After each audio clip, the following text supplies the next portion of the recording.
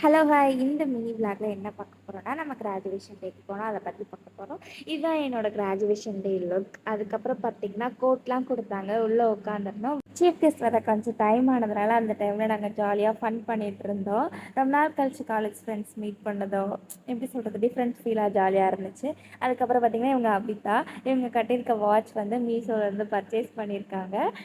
வேணும்னா கமெண்ட் பண்ணுங்கள்.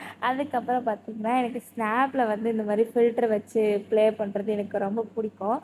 நல்லா ஜாலியாக ப்ளே பண்ணிவிட்டு ஒரு எப்படி சொல்கிறது, நல்ல ஒரு என்டர்டைன்மெண்ட்டாக இருந்துச்சு. சீஃப் கெஸ்ட்லாம் வந்துட்டாங்க. அதுக்கப்புறம் ஸ்பீச்லாம் கொடுத்து கிராஜுவேஷன் ஸ்டார்ட் ஆகிடுச்சு.